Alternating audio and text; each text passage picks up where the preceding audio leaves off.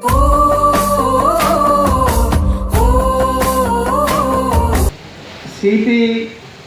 గారితో నాకున్న పరిచయం లేదా నేను మొట్టమొదటిసారి చూసినటువంటిది బహుశా 74-75 కాలం ఎమర్జెన్సీ కంటే కొంత పూర్వం ఎమర్జెన్సీలో రెగ్యులర్గానే.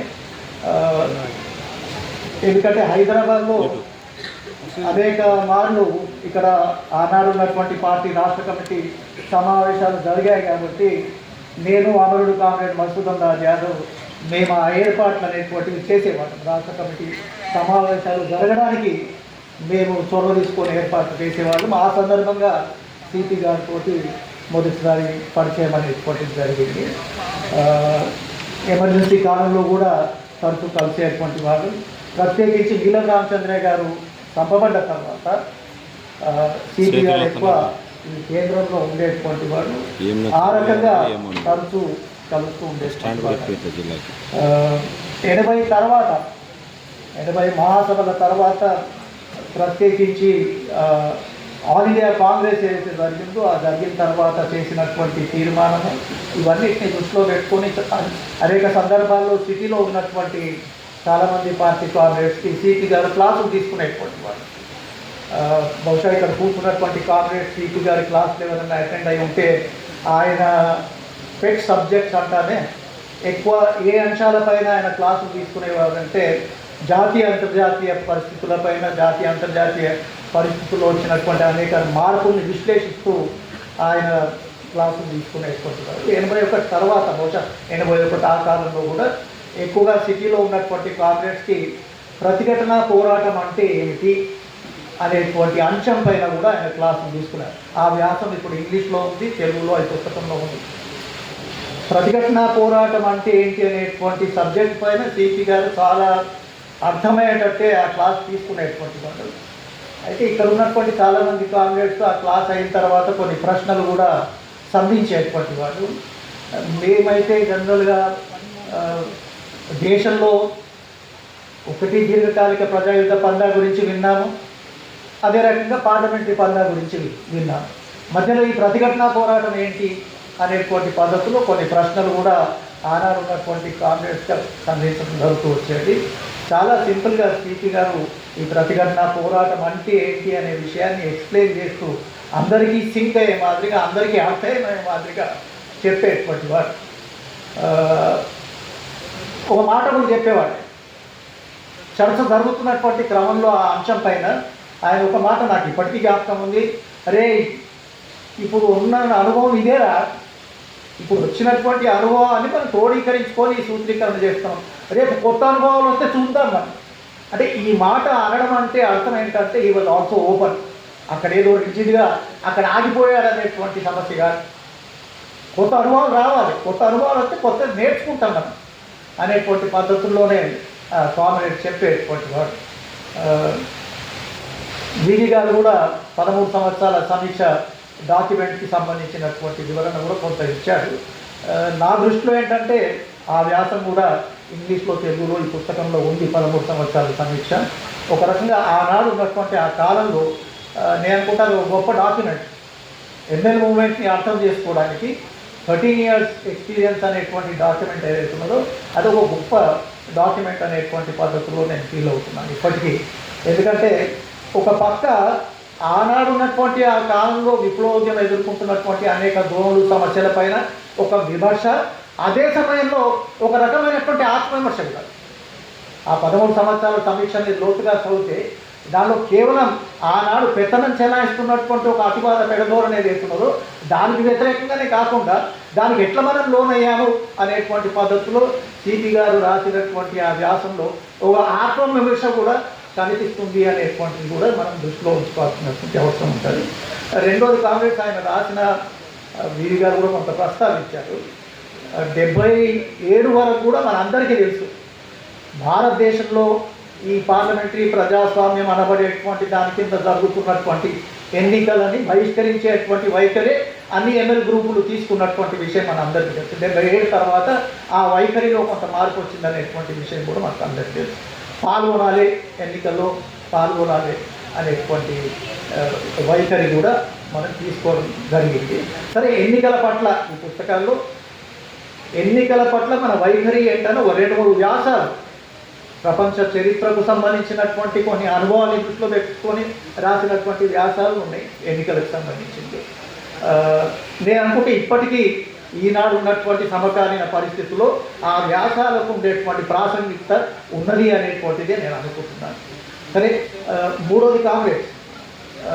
ఈ ప్రధాన వైరుధ్యం గురించి ఏదైతే విప్లవోద్యంలో అప్పటి నుంచి ఇప్పటిదాకా కొనసాగుతున్నటువంటి ఒక చర్చ ఉంది. ప్రధాన వైరుధ్యాన్ని ఆనాడు ఉన్నటువంటి అన్ని ఎమ్మెల్యే పార్టీలు కూడా ఒక రకంగా భూస్వామ్య విధానానికి, అశేష ప్రజానీకానికి ఉన్న వైరుధ్యమే ప్రధాన వైరుధ్యం అనేటువంటిది చెప్పడం జరిగింది. భారతదేశంలో ఉన్నటువంటి ఒక యూనిటీ గ్రూప్, యూనిటీ కమిటీ అనేటువంటిది ఏదైతే ఉండేదో, లేదా ఆ యూనిటీ కమిటీని ATZ కమిటీ అనేది అస్సాం త్రిపుర జోనల్ కమిటీ అనేటువంటి కమిటీ, దానికి నాయకత్వం ఇచ్చినటువంటి భాస్కర్ నంది ఒక కొత్త విషయాన్ని మన ముందు తీసుకురావడం జరిగింది. PCC కాదు, అప్పటికి మన పూర్తి స్థాయి కేంద్ర కమిటీ కాదు, ప్రొవిజనల్ కేంద్ర కమిటీ కాబట్టి PCC అన్నాం మనము. అప్పుడు ఆ భాస్కర్ నంది తీసుకొచ్చినటువంటి సూత్రీకరణ ఏదైతున్నదో, సామ్రాజ్యవాదానికి, భూస్వామ్య విధానానికి ఇక్కడ ఉన్నటువంటి పాలక వర్గాలు ఏవైతున్నావో వాటి కలయికకు అదే రకంగా ఇంకో పక్క అశేష ప్రజానికకు ఉన్నటువంటి వైరుధ్యమే ప్రధాన వైరుధ్యం అనేటువంటి పద్ధతుల్లో మన పార్టీలో చర్చ జరిగేది, ఒక నిర్ణయం జరిగింది. CP గారు దాన్ని చాలా సరళంగా అర్థం చేసుకోవడం, నా దృష్టిలో ఏంటంటే దానికి ఉన్నటువంటి ఒక ప్రాముఖ్యత ఈనాటికి ఉన్నది. ఎప్పుడైతే సామ్రాజ్యవాదం, పాలక వర్గాల కలియుక ఒకవైపు, ఇంకోవైపు ప్రజలు అనేటువంటిది వస్తే దాన్ని కొంత ఎక్స్టెండ్ కూడా చేసి ఆ కూటమి ఏదైతున్నదో ఆ కూటమికి సామ్రాజ్యవాదం నాయకత్వం వహిస్తున్నది అనేటువంటి వారు పోయినటువంటి విషయాన్ని కూడా మనం ఈ సందర్భంగా దృష్టిలో పెట్టుకోవాలి. ఈనాటి దేశ పరిస్థితి, దేశ ఆర్థిక వ్యవస్థని విశ్లేషించాలన్నా కూడా సామ్రాజ్యవాదాన్ని విడదీసి మనం చూసేటువంటి పరిస్థితి లేదు. అందుకోసమే సామ్రాజ్యవాదం యొక్క ప్రాముఖ్యతని, సామ్రాజ్యవాదం యొక్క జోక్యాన్ని CP గారు ఏదైతే కొంత ఇంకా చాలా సులభమైన శైలిలో ఆ వ్యాసంలో రాశాడో మనకు అర్థమవుతుంది. ఇది కాంగ్రెస్. సరే, సమయం తక్కువ ఉంది కాబట్టి నేను ఇంకా ఎక్కువ విషయాల్లోకి పోను. SV గారు చివరికి ఒక చిన్న ఘటన చెప్పి, చిన్నదో పెద్దదో అది ఒక ఘటన చెప్పి నేను ముగిస్తాను. మనందరికీ తెలుసు CP గారు November 9th నాడు చనిపోయారు. November 9th, 1984, 41 సంవత్సరాల క్రితం November 9వ తారీఖు నాడు ఆయన కలకత్తాలో చనిపోయాడు. ఆయనకు హార్ట్ అటాక్ వచ్చింది. ఆయన బీహార్ నుంచి ప్రయాణం చేస్తున్నాడు కలకత్తాకి. ఆయన చనిపోయే ఒక నెల ముందే విశాఖపట్నంలో సత్యనారాయణ సింగ్ చనిపోయాడు. CP గారు బీహార్ నుంచి కలకత్తాకి రావాలి, కలకత్తాలో కాంగ్రెస్ రిసీవ్ చేసుకోవాలి. కానీ దానిలోనే ఆయనకి ఏదో హార్ట్ అటాక్ వచ్చింది.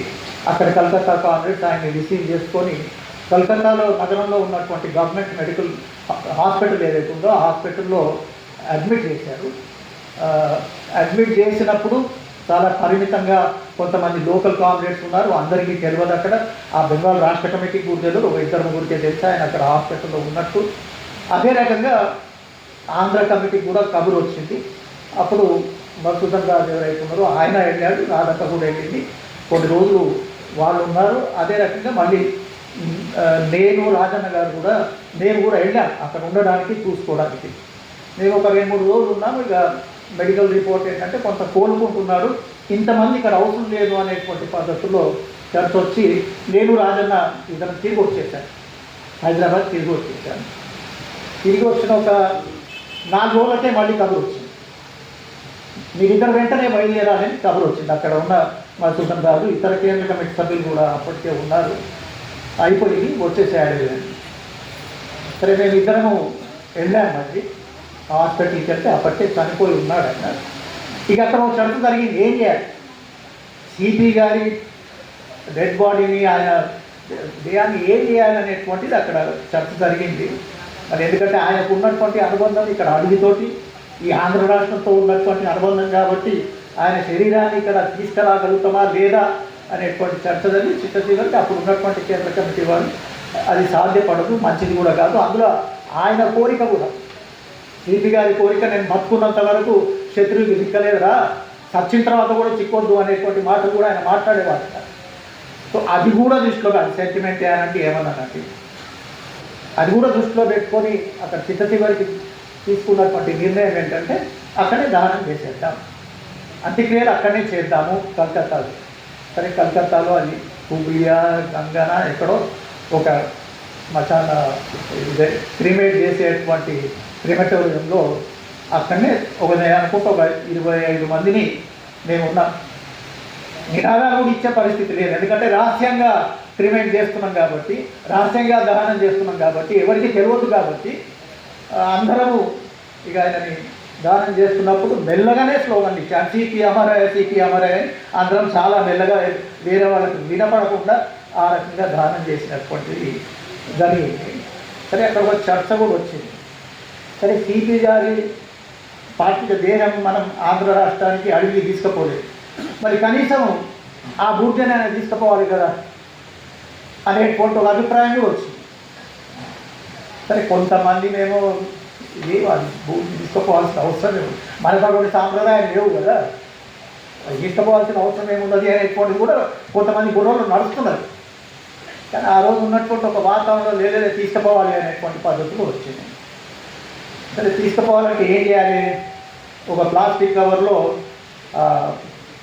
ఆస్తికలు అంటనే అవన్నీ కూడా ఒక ప్లాస్టిక్ కవర్లు వేసి పైన ఒక న్యూస్ పేపర్ పెట్టి అట్లా ప్యాక్ చేస్తున్నారు.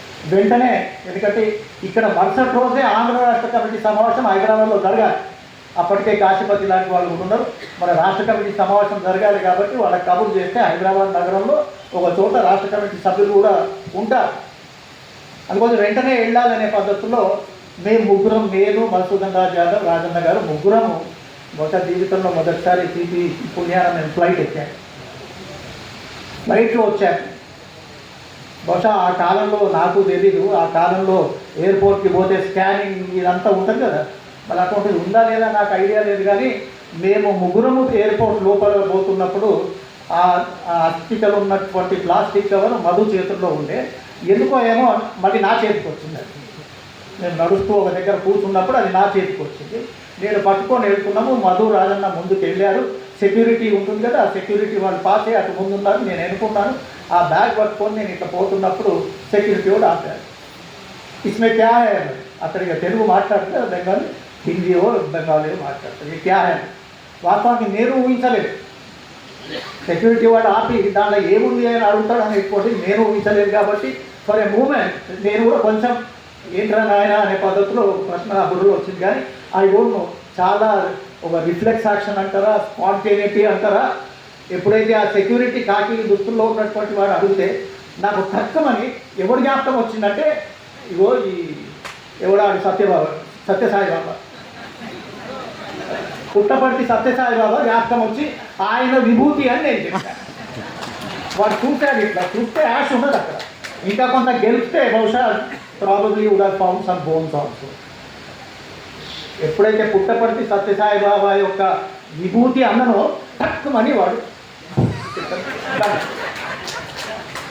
అప్పుడు అనుకున్నాను, అమ్మా కాకి దుస్తులోడు ఈయనెంబడి పడుతుండే బతుకున్నప్పుడు రైట్ వాళ్ళే ఒక్కింది కదా సీటీని అనే పద్ధతిలో ఆలోచించి హ్యాపీగా వచ్చేసాను. సరే కాంగ్రెస్ ఇది చిన్న ఘటన, జ్ఞాపకం ఉన్నటువంటి ఘటన అధ్యక్షుడు వారు కూడా రెఫర్ చేశారు కాబట్టి చెప్తున్నాను. కాంగ్రెస్ సిపి అమర్ హై ఆయన రాసినటువంటి రచనని అందరూ చదవాల్సినటువంటి అవసరం ఉంటుంది. చివరిగా ఏంటంటే బీవీ గారు కూడా ప్రస్తావించారు, ఆయన రాసినటువంటి రచనలు ఏవైతున్నాయో ఒక 16 సంవత్సరాల కాలంలో ఫ్రమ్ 1968 to 84 ఆ 16 సంవత్సరాల కాలంలో రాసినటువంటి రచనలు అప్పటి కాలం ఇప్పటి కాలం ఇప్పటి దుర్దిని పెట్టుకొని అవి చదివితే బహుశా ఒక రకంగా ఉండొచ్చు.